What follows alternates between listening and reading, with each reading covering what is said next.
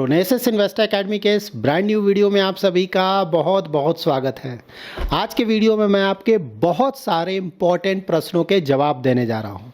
बहुत सारे आज का मार्केट ऊपर क्यों गया, FIIs का इन्वेस्टमेंट फिर से वापस इंडिया में कब स्टार्ट हो सकता है। उसके बाद आप लोग जानना चाहते हैं, एक क्वेरी है, ड्यूरेबल कॉम्पिटिटिव एडवांटेज कॉन्सेप्ट क्या होता है। उसके बाद मैं अक्सर आप लोगों को कुछ महीने से बोल रहा हूँ ना कि अगर ज़्यादा पैसा है तो लोन चुकाएं ना। इन्वेस्टमेंट ठीक है करें, लेकिन लोन चुकाने पे भी पैसा लगाएं, क्योंकि रिटर्न्स नहीं आएंगे कुछ महीने तक। ये काफ़ी समय से मैं आप लोगों को बोल रहा हूँ। तो उस पर अब मेरा व्यूज़ क्या है, क्या चेंज हुआ है या अभी भी वही मैं बोलूँगा, उस पर कमेंट करूँगा।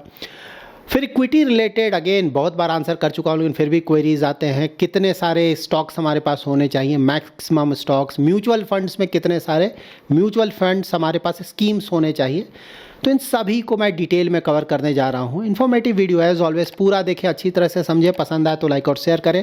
पहली बार हमारे यूट्यूब चैनल पर आ रहे हैं तो चैनल को जरूर सब्सक्राइब करें। मार्केट अपडेट से स्टार्ट करते हैं। तो इंडियन मार्केट के तो हालात अच्छे हैं आज, मतलब large cap, mid cap, small cap, micro cap का यहाँ परफॉर्मेंस चेक कर सकते हैं। तो यहाँ पे देखिए सेक्टर और थीम, तो आज तो ऑफकोर्स IT इसीलिए पूरी तरह से मैंने बोला ना, IT को मैं कभी राइट ऑफ नहीं करता हूँ। आज देखिए परफॉर्मेंस क्यों आया, ऑफकोर्स आगे हम डिस्कस करेंगे। बहुत अच्छा परफॉर्मेंस। कंज्यूमर ड्यूरेबल्स ना लगातार डाउन चल रहा था काफ़ी समय से, अब देखिए GST के अनाउंसमेंट के बाद लगातार अच्छा परफॉर्मेंस आ रहा है। डिफेंस का कोई खास परफॉर्मेंस नहीं है, लेकिन फार्मा अच्छा है, ऑटो, मतलब बहुत सारे सेक्टर्स ओवरऑल आज बोल सकते हैं कि पॉजिटिविटी अच्छा है मार्केट में, इंडियन मार्केट्स में। बाहर देख लेते हैं। तो देखिए बाहर तो US ही डिस्कस करना पड़ेगा। सैटरडे यूट्यूब लाइव स्ट्रीम में भी मैंने डिस्कस किया था आप लोगों के साथ। US मार्केट्स बहुत ज़्यादा अच्छा परफॉर्मेंस। देखिए डाउ जोन्स, S&P 500 और नैस्डैक ये सब तो ऊपर है, ठीक बात है, लेकिन रसेल 2K देखिए ऑलमोस्ट 4% ऊपर है। ऐसा क्यों है, मतलब रसेल 2K इतना ज़्यादा ऊपर क्यों? ऊपर तो सब है, लेकिन ये इतना ज़्यादा ऊपर क्यों है? वो इसलिए क्योंकि मैंने पहले भी आप लोगों को बताया था कि जैक्सन होल में वहाँ के जो चेयरमैन है फेड रिजर्व के, जेरोम पावेल, उनका स्टेटमेंट आएगा। क्या बोलते हैं उस पर डिपेंड करेगा, स्टॉक मार्केट उसी पे रिएक्ट करेगा। बोला था मैंने नेक्स्ट वीक में वर्ल्ड के सारे मार्केट्स पे उसका थोड़ा असर पड़ेगा, ठीक है। तो फ्राइडे को उनका स्टेटमेंट आया था और मार्केट, US मार्केट खुला हुआ था उस समय। तो मार्केट को ऐसा हिंट मिला, ठीक, कि interest rate cut next month हो सकता है। 16-17 को शायद उनका मीटिंग है, तो उसी में एक रेट कट मार्केट एक्सपेक्ट करा कि हो सकता है, ठीक है। लेकिन हाँ, मैंने भी सुना है उनका पूरा, ठीक है, स्पीच, कहीं भी क्लियरली उन्होंने नहीं बोला है कि मैं रेट कट करूंगा, लेकिन हाँ हिंट एक मिलता है कि शायद वो रेट कट करेंगे। उन्होंने क्लियरली बोला है कि देखो भाई, जब मीटिंग होगा उस समय जो भी हमारे पास डेट होगा उसके आधार पर हम डिसाइड करेंगे। और जो हर एक ऑलमोस्ट सारे वीडियोज़ में हम लोग डिस्कस करते हैं ना, वही चीज़ उन्होंने बोला है कि देखिए US के सामने चैलेंज क्या है कि इन्फ्लेशन ज़्यादा है, कम होने का नाम नहीं ले रहा है, और उससे बड़ा रिस्क ये है कि कहीं बढ़ ना जाए इन्फ्लेशन, ठीक है। और दूसरा क्या है कि वहाँ पे जो अनएम्प्लॉयमेंट है वो बढ़ रहा है, और डर है कि कहीं और ज़्यादा ना बढ़ जाए। तो दोनों ही बढ़ रहे हैं, अनएम्प्लॉयमेंट का भी बढ़ने का रिस्क है, इन्फ्लेशन भी बढ़ने का रिस्क है। इन दोनों को एक साथ मैनेज करना किसी के लिए भी बहुत ज़्यादा डिफिकल्ट है, तो आसान नहीं होने जा रहा है इसको मैनेज करना, ठीक है। देखते हैं नेक्स्ट मंथ क्या होता है, लेकिन फिलहाल जो मार्केट ऊपर जा रहा है, ठीक है, वो इसीलिए जा रहा है। और इंडिया का जो IT का स्टॉक्स आज आप देख रहे हैं ना, इतना अच्छा परफॉर्मेंस है, इसीलिए क्योंकि ज़्यादातर इनका जो बिजनेस है US मार्केट से आता है। तो अगर US में इंटरेस्ट रेट कट होगा, तो आपको पता है किसी भी इकोनॉमी के लिए इंटरेस्ट रेट कट अच्छा होता है। तो अगर वो होता है तो उम्मीद किया जाएगा कि वहाँ की जो कंपनीज़ हैं उनका परफॉर्मेंस इंप्रूव होगा, और कंपनीज़ का परफॉर्मेंस इंप्रूव होगा तो IT सर्विसेज का रिक्वायरमेंट थोड़ा बढ़ेगा, और वो होगा तो ऑफकोर्स इंडियन IT कंपनीज़ का बिजनेस थोड़ा ज़्यादा बढ़ेगा। उसी के कारण आप ये पॉजिटिविटी देख रहे हैं, ठीक है। जब भी US में कुछ भी हो इस तरह का ना, तो आपको हमेशा देखना है US का जो बॉन्ड यील्ड है कहाँ जा रहा है, गोल्ड सिल्वर कहाँ जा रहा है, डॉलर कहाँ जा रहा है। तो देखिए जब भी मार्केट को हिंट मिलेगा कि इंटरेस्ट रेट कट होने वाला है US में, ठीक है, तो वहाँ पे आप देखेंगे जो डॉलर है वो थोड़ा वीक होगा। ये सब हमेशा याद रखें, बेसिक चीज़ है, ठीक है। डॉलर वीक होगा। डॉलर वीक इसलिए होगा क्योंकि इंटरेस्ट रेट कम हो रहा है। इंटरेस्ट रेट कम होगा मतलब कि पैसा US में कम इन्वेस्ट होगा, जैसे बॉन्ड्स में ना, फिक्स्ड इनकम में, क्योंकि इंटरेस्ट रेट कम हो रहा है, ठीक है। तो इसीलिए वहाँ का जो डॉलर है वो थोड़ा वीक होगा, ठीक है। ये हमेशा याद रखें, क्योंकि डॉलर का डिमांड थोड़ा कमेगा। उसके बाद उसका जब जीसेक देखेंगे 10 ईयर जीसेक या दूसरा गवर्नमेंट सिक्योरिटीज़ का यील्ड, वो भी थोड़ा कम होगा क्योंकि नेचुरल इंटरेस्ट रेट कम होने वाला है तो थोड़ा वो कम होगा। गोल्ड और सिल्वर देखेंगे, खासकर गोल्ड तेज़ी से ऊपर जाएगा, वो इसलिए क्योंकि फिक्स्ड इनकम का इंटरेस्ट रेट कम हो रहा है, ठीक है। तो वहाँ पे गोल्ड एक कॉम्पिटिटर है, तो अगर फिक्स्ड इनकम में पैसा थोड़ा कम जाएगा, जो बाहर पैसा निकलेगा उसका एक हिस्सा गोल्ड में भी जाएगा, इसीलिए गोल्ड ऊपर जाता है। तो ये सब जो कोरिलेशन है ये हमेशा ध्यान में रखें, आपके इन्वेस्टमेंट जर्नी में आपकी मदद करेगा। दूसरे मार्केट्स देखेंगे, एशिया मार्केट भी देखिए बहुत अच्छा परफॉर्मेंस है, खासकर हांगकांग का मार्केट देखें, चाइना का मार्केट देखें, बहुत अच्छा परफॉर्मेंस। और यूरोपियन मार्केट्स देखेंगे तो यहाँ पे कोई पॉजिटिविटी नहीं आया है, आइडियली होना चाहिए था थोड़ा, बट सरप्राइजिंगली यहाँ पे कोई पॉजिटिविटी देखने को फिलहाल नहीं मिल रहा है। नाउ आज के टॉपिक्स को कवर कर लेते हैं। आज मार्केट क्यों ऊपर गया ये तो मोस्टली आपको समझ में आ गया होगा, क्योंकि जीएसटी का जो पॉजिटिविटी था वो तो फ्राइडे को ख़त्म हो गया था ना, फ्राइडे को गिर गया था। लेकिन उसके बाद यूएस में जो अनाउंस मतलब हिंट मिला, सिर्फ इसको आप देखें हिंट, ठीक है, कोई ज़रूरी नहीं है कि इंटरेस्ट रेट कट हो, यूएस के हालात तो बहुत डिफ़िकल्ट हैं फ़िलहाल, ठीक है, लेकिन हाँ हिंट मिला है, उसके कारण यूएस में पॉजिटिविटी आया। इंडिया में भी उसके कारण थोड़ा पॉजिटिविटी आया है कि भाई यूएस का मार्केट अच्छा करेगा, उसका पॉजिटिव असर इंडियन मार्केट में भी पड़ेगा, ठीक है, इसको इस तरह से देखें। और वर्ल्ड के ज़्यादातर मार्केट्स, इवन एशिया का मार्केट भी ज़्यादातर बहुत अच्छा कर रहा है क्योंकि उसका एक पॉजिटिव असर पड़ता है, ठीक। उसके बाद एफआईआईज वापस कब आएंगे, तो देखिए एफआईआईज के लिए आप हमेशा ध्यान में रखें कि एफआईआईज को सिर्फ और सिर्फ रिटर्न से मतलब है। भाई दुनिया में जिस मार्केट में उनको लगेगा कि रिटर्न ज़्यादा आने वाला है वहाँ पे वो जाएंगे। तो रिटर्न किस तरह के मार्केट ज़्यादा जनरेट करेंगे, रिटर्न दो तरह के मार्केट्स हैं जो कि ज़्यादा रिटर्न वहाँ जनरेट होने के चांसेस होते हैं। नंबर 1 है कि भाई मार्केट ठीक ठाक है और वैल्यूएशन अट्रैक्टिव हो गया है, वैल्यूएशन ज़्यादा नहीं है, तो वहाँ पे अच्छे रिटर्न होने के चांसेस होते हैं। एशिया में जैसे चाइना का मार्केट देखिए, वैल्यूएशन अट्रैक्टिव है, तो वहाँ पे ऑल्दो इकोनॉमी अगर देखें पहले के मुकाबले तो पहले वाली बात नहीं रही चाइना में ना, लेकिन वैल्यूएशन इतना ज़्यादा अट्रैक्टिव है कि भाई कुछ रिटर्न आने के चांसेस है, और रिटर्न दिख भी रहा है हम लोग को ना, काफ़ी समय से हम लोग तो डेली बेसिस पे सब चेक करते हैं, रिटर्न आ भी रहा है, तो वो एक हो गया। दूसरा है कि ठीक है वैल्यूएशन थोड़ा ज़्यादा है, लेकिन जो कंपनीज़ का परफॉर्मेंस है, that is earning growth, profit growth, वो बहुत अच्छा आ रहा है। यूएस इसका बहुत अच्छा एग्जांपल है। यूएस बहुत ज़्यादा ओवर वैल्यूड है, मतलब ऑल टाइम हाई सभी कुछ चला गया यूएस में, ठीक है, लेकिन वहाँ पे कुछ कंपनीज़ का परफॉर्मेंस बहुत अच्छा आ रहा है ना, जो टॉप 5, टॉप 6, टॉप 7 कंपनीज़ है, मैग्निफिसेंट 7 कंपनीज़ ना, क्योंकि ज़्यादातर जो स्टॉक मार्केट का रिटर्न है ऑलमोस्ट 50%, कहीं कहीं 60% स्टॉक मार्केट वाइज ये डिपेंड करेगा, इन्हीं 5, 6, 7 कंपनीज से आ रहा है उसका रिटर्न, ठीक है, और इनका परफॉर्मेंस भी अर्निंग ग्रोथ आ रहा है, इसलिए ऊपर जा रहा है। तो यूएस उसका एक अच्छा एग्जांपल है। इंडियन मार्केट्स को अगर आप देखेंगे तो देखिए लार्ज कैप्स में वैल्यूएशन बड़ा कंसर्न फिलहाल नहीं है। वैल्यूएशन हमारा लॉन्ग टर्म एवरेज देखें ना तो ठीक ठाक है, मैंने पहले भी कई बार बताया है, वैल्यूएशंस बहुत ज़्यादा कंसर्न नहीं है, लेकिन अर्निंग ग्रोथ तो ऑफकोर्स कंसर्न है ना। कंपनीज़ का जो प्रॉफिट ग्रोथ है वो उम्मीद के मुताबिक नहीं आ रहा, अभी भी सिंगल डिजिट में है, ठीक है, इसे डबल डिजिट में ले जाना होगा।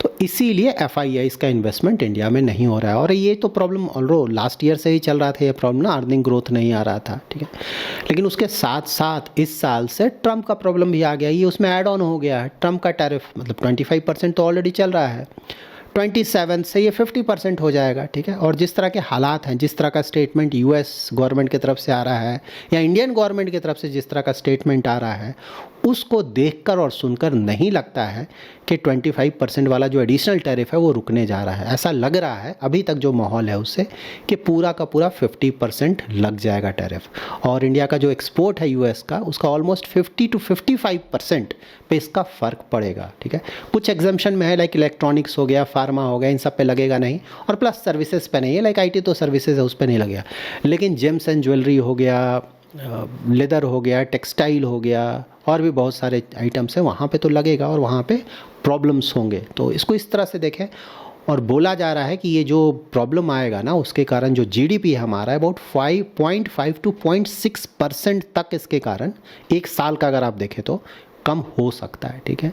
और इसीलिए ये जो प्रॉब्लम दिख रहा है ना, इसीलिए आरबीआई तो ऑफकोर्स पहले से ही अपना काम कर चुका है काफ़ी हद तक, 100 बेसिस पॉइंट का रेट कट कर चुका, सीआरआर कट सितंबर से आने वाला है, उसका भी बहुत पॉजिटिव असर पड़ेगा इकोनॉमी पे। लेकिन गवर्नमेंट थोड़ा ज़्यादा एक्टिव हो गया, सेंट्रल गवर्नमेंट, ठीक है, सेंट्रल गवर्नमेंट पहले तो टैक्स बेनिफिट्स दिया, लेकिन अब रिसेंटली जो जीएसटी का अनाउंसमेंट आया है ना, वो जीडीपी पे काफ़ी असर डालेगा, पॉजिटिव वे में।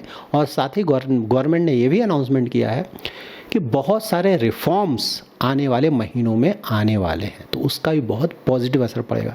तो सही बात है, टैरिफ, इसमें कहीं कोई डाउट नहीं है कि ट्रंप का ये जो टैरिफ है उसका नेगेटिव असर इंडियन इकोनॉमी पे पड़ेगा, ठीक है। ओवरऑल इकोनॉमी पे इतना ज़्यादा नहीं पड़ेगा कि बहुत ज़्यादा नेगेटिव असर पड़ जाए, बात सही, लेकिन थोड़ा असर तो पड़ेगा, खासकर उन सेक्टर्स पे जिस पे डायरेक्टली टैरिफ लग रहा है वहाँ पे तो बहुत ज़्यादा निगेटिव असर पड़ेगा। लेकिन आरबीआई और गवर्नमेंट ने जो भी इनिशिएटिव्स लिए हैं या फिर लेने जा रहे हैं उसके कारण काफ़ी हद तक इसका जो नेगेटिव असर है वो निगेट हो जाएगा।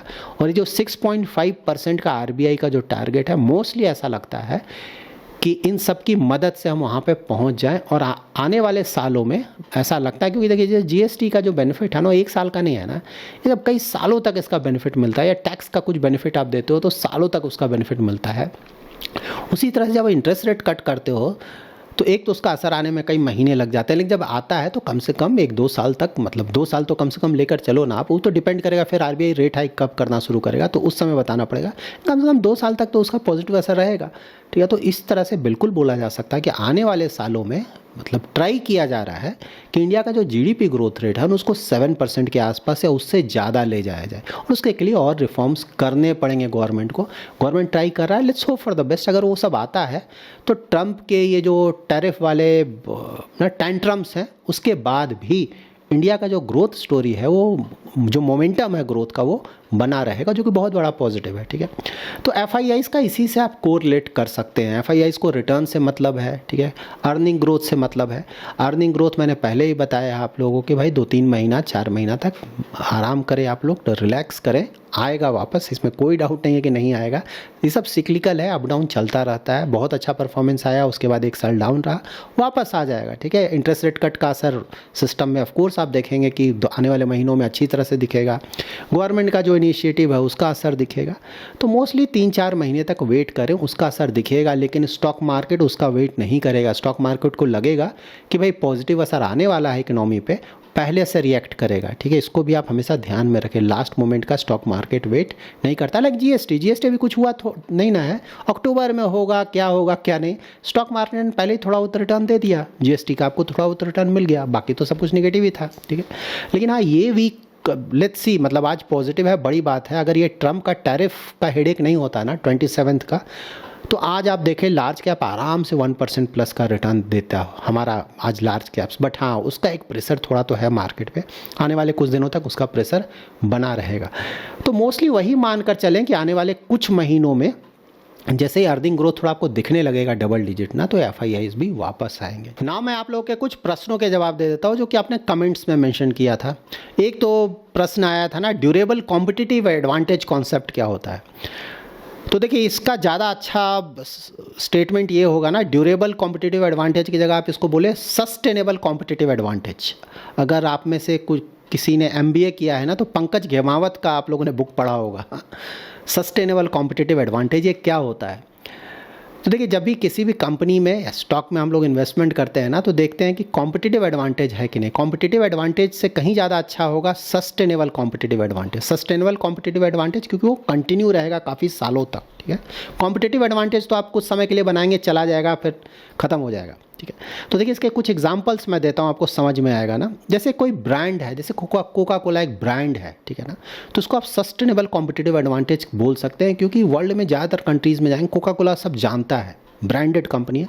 तो जनरली ना रिकॉल बहुत अच्छा होता है माइंड में। आपको कोल्ड ड्रिंक पीना है तो जनरली आपके ना रिकॉल अच्छा है, तो आप तुरंत आपके मुंह से निकलेगा कोका कोला है क्या, ठीक है। तो ये सस्टेनेबल कॉम्पिटिटिव एडवांटेज का एक। फिर एक कॉस्ट लीडरशिप होता है, ठीक है, कि भाई आप कॉस्ट बहुत कम कर दो, ठीक है, कॉम्पिटिटर से, तो ऑफकोर्स आपका सामान ज़्यादा बिकेगा। लाइक रिलायंस जियो ने इंडिया में यही किया था ना। फिर यूएस का एग्जांपल देखेंगे तो वॉलमार्ट का एग्जांपल है। तो ये कॉस्ट लीडरशिप एक अच्छा हो सकता है, ये भी आपको सस्टेनेबल कॉम्पिटिटिव एडवांटेज दे सकता है, ठीक है। उसका फार्मा कंपनीज़ में देखेंगे, पेटेंट का एक अच्छा एग्जांपल है ना। कुछ आपने अच्छा कुछ बनाया, उसका पेटेंट ले लिया, 15-20 ईयर्स तक आप अकेले बेच रहे हैं, कोई दूसरा बेच ही नहीं सकता है। ये भी आपको सस्टेनेबल कॉम्पिटिटिव एडवांटेज देता है। तो ये सब बहुत अच्छे एग्जांपल्स हैं। तो कंपनीज़ में इन्वेस्टमेंट करते वक्त हमें इन चीज़ों पे भी ध्यान देना चाहिए कि भाई ये जो कंपनी है इसमें कोई इस तरह का सस्टेनेबल कॉम्पिटिटिव एडवांटेज है क्या। मतलब एक ऐसा एडवांटेज जो कि दूसरा कॉपी आसानी से ना कर सके, क्योंकि अगर कॉपी कर लेगा तब तो वो सस्टेनेबल नहीं रहेगा ना। ऐसा चीज़ जो कि कुछ सालों तक एटलीस्ट कंपनी बनाए रखे, उसका एडवांटेज उसको मिलता रहे, इसे ही बोलते हैं सस्टेनेबल कॉम्पिटिटिव एडवांटेज। इसके बाद आप लोग का क्वेरी आया है ना इक्विटी में, कि इक्विटी में हाई रिटर्न्स कैसे जनरेट कर। देखिए मैंने पहले भी कई बार बताया, इक्विटी हो या म्यूचुअल फंड हो, वेरी हाई रिटर्न्स के चक्कर में ज़्यादा नहीं पड़ना है। आपको किस चक्कर में पड़ना है कि बने कैसे रहें, ठीक है ना। अगर आप लॉन्ग टर्म तक बने रहेंगे, चाहे वो अच्छे क्वालिटी का इक्विटी हो या अच्छे क्वालिटी का म्यूचुअल फंड स्कीम हो, रिटर्न्स खुद ब खुद आ जाएंगे, ठीक है। तो बहुत ज़्यादा रिटर्न 30%, 40%, 50% इन चक्करों में ज़्यादा ना पड़े। क्वालिटी अच्छा रखें और बने रहें। शॉर्ट टर्म में अप डाउन बिल्कुल सही बात है, कम से कम 5 साल का टाइम दें, उसके बाद आपको खुद ब खुद वो अच्छा लगने लगेगा। आपको खुद लगेगा कि मैंने जितना सोचा था उससे कहीं ज़्यादा अच्छा रिटर्न आ रहा है, ठीक है। तो ये सिंपल आप हमेशा ध्यान में रखें, ज़्यादा रिटर्न खासकर शुरुआत में इन चक्करों में बिल्कुल ना पड़े। क्वालिटी अच्छा रखें, बिल्कुल सही बात है, क्वालिटी अच्छा रखेंगे तो आप देखेंगे कि मीडियम टू लॉन्ग टर्म में वहाँ पे अच्छा रिटर्न आ ही जाएगा। हो सकता है पहला 1 साल, 2 साल, 3 साल थोड़ा आपको प्रॉब्लम हो, आई एग्री, लेकिन जैसे जैसे पीरियड बढ़ता जाएगा ना, अच्छे रिटर्न आने के चांसेस बढ़ जाएंगे, प्रोवाइडेड क्वालिटी अच्छा हो। देखिए क्वालिटी ख़राब रखेंगे ना तब तो जस्टिफाई नहीं किया जा सकता है ना, तब तो हो सकता है पूरा पैसा ही डूब जाए, ठीक है, वो बात बिल्कुल सही है। इसके बाद कितने सारे स्टॉक्स या म्यूचुअल फंड, देखिए स्टॉक्स पे है ना आपका कॉर्पस पे डिपेंड करेगा, कितना ज़्यादा आप इन्वेस्टमेंट करना चाहते हैं और किस तरह का इन्वेस्टमेंट नॉलेज है। अगर नॉलेज थोड़ा कम है तो ऑफकोर्स नंबर ऑफ स्टॉक्स आप बढ़ा दोगे, ताकि जो रिस्क है पोर्टफोलियो का उससे थोड़ा कम किया जाए, ज़्यादा डाइवर्सिफाई करोगे, ठीक है। नॉलेज ज़्यादा है तो थोड़ा कम स्टॉक्स में भी आप काम चला लोगे। उसी तरह से कॉर्पस अगर बहुत छोटा है तो ऑफकोर्स आप नंबर ऑफ स्टॉक्स कम रखोगे, कॉर्पस थोड़ा बड़ा है तो नंबर ऑफ स्टॉक्स आप ज़्यादा रखोगे। लेकिन अब जैसे किसी के लिए 5-6 स्टॉक्स भी सफिशिएंट हो सकता है, किसी के लिए 10-15 स्टॉक्स भी सफिशिएंट होता है। मैक्सिमम पूछा जाए तो 30 के आसपास बहुत हो गया नंबर ऑफ स्टॉक्स, उससे ज़्यादा की ज़रूरत नहीं है। 25-30 स्टॉक्स बहुत हो गए अगर बड़ा पोर्टफोलियो है तो। छोटा पोर्टफोलियो है तो 10-15 स्टॉक्स भी सफिशिएंट है। इसको इस तरह से देखें, पर्सन टू पर्सन वेरी करेगा ना, आपको end of the day decide करना पड़ेगा आपका रिक्वायरमेंट। म्यूचुअल फंड भी उसी तरह का है। अब कोई इंडेक्स फंड में इन्वेस्ट कर रहा है तो उसके लिए 1-2-3 इंडेक्स फंड बहुत है ना, मतलब अब से निफ्टी 50 का एक ले लिया, ठीक है। उसी तरह से अगर कोई निफ्टी 500 ले लिया तब तो कुछ लेने की ज़रूरत है, सिर्फ एक ही फंड से काम चल गया, निफ्टी 500 का इंडेक्स फंड, ठीक है। या फिर अगर अलग अलग लेना है तो मे भी निफ्टी 50 का एक ले लिया, या फिर निफ्टी 100 का ले लिया, पूरा लार्ज कैप मिल गया, उसके बाद स्मॉल कैप 250 ले लिया, मिड कैप 150 ले लिया। वहाँ पे तो 2-3-4 फंड्स बहुत है ना। और अगर एक्टिवली मैनेज में जाना चाहते हैं तो वहाँ भी अगर पोर्टफोलियो छोटा है तो 2-3 फंड सफिशिएंट है, पोर्टफोलियो बड़ा है तो मे बी 4-5-6 फंड, 6 फंड्स बहुत है। इस तरह से देखिए एक पोर्टफोलियो में 5-6 फंड सफिशिएंट है, उससे ज़्यादा की ज़रूरत नहीं है। उसके बाद लोन्स ना, मैंने कई महीनों से आप लोगों को बता रहा था ना कि देखिए SIP STP चला उसको तो कंटिन्यू करें, उसमें चेंजेस नहीं करना चाहिए, मार्केट कहीं भी हो। लेकिन मान लीजिए कोई बड़ा पैसा है, किसी का लोन चल रहा है, तो मैंने बोला था कि भाई थोड़ा बहुत पैसा से बिल्कुल आप लोन बंद करें फिलहाल, ठीक है। इन्वेस्टमेंट होता रहेगा, पहले लोन ख़त्म करें, ठीक है। अब देखिए अब धीरे धीरे ये सिनेरियो चेंज करेगा, क्योंकि इंडियन गवर्नमेंट की तरफ से या फिर सेंट्रल बैंक का जो भी इनिशिएटिव्स चल रहा है ना, आने वाले महीनों में उसका अच्छा असर दिखेगा इंडियन इक्विटी मार्केट्स में। खासकर लगता है, ऐसा लगता है, होगा नहीं होगा, इक्विटी मार्केट है ना, किसी चीज़ की कोई गारंटी नहीं है, लेकिन लगता है कि भाई नेक्स्ट ईयर से एटलीस्ट चीज़ें थोड़ी संभलनी चाहिए, ठीक है। तो उसके लिए ऑफकोर्स हमें रेडी रहना चाहिए। तो देखिए एक तो हुआ कि एक जो अमाउंट है आपका ना ज़्यादातर इन्वेस्टेड रहना ही चाहिए, मैंने हमेशा मेंटेन किया, अप डाउन से फ़र्क नहीं पड़ना चाहिए, एक बड़ा पैसा हमेशा इन्वेस्टेड रहना चाहिए। और उसके अलावा जो पैसा है उसमें जैसे लोन्स किसी तरह का है ना, तो काफ़ी हद तक हम मतलब अगर आपने चुका दिया बहुत अच्छी बात है, नहीं चुकाया है तो ऑफकोर्स वहाँ से थोड़ा पैसा हम कम करेंगे, चुकाने वाला पैसा चुकाएंगे हमेशा। लोन बिल्कुल सबसे पहले ख़त्म करना चाहिए, अननेसेसरी हेडेक है, ठीक है। लेकिन हाँ थोड़ा पैसा वहाँ से अब धीरे धीरे देखेंगे कि नहीं भाई कुछ महीनों में थोड़ा स्टॉक मार्केट में और लगाएं अगर पैसा है, धीरे धीरे with a long term horizon, ठीक है। ऐसा नहीं कि भाई अगले साल रिटर्न बहुत आ जाएगा तो 3-4 महीने के लगा देते हैं। स्टॉक मार्केट है, यू नेवर नो, कुछ महीने के बाद कुछ दूसरा प्रॉब्लम आ जाएगा, ठीक है। तो मेंटली प्रिपेयर्ड रहें, मीडियम टू लॉन्ग टर्म का इन्वेस्टमेंट होराइजन है तभी आए, नहीं तो बिल्कुल ना आए। So that's it in this video. अगर आपको ये वीडियो पसंद आया है तो जरूर लाइक एंड शेयर करें। पहली बार हमारे यूट्यूब चैनल पे आ रहे हैं तो चैनल को जरूर सब्सक्राइब करें। Thanks lot for watching.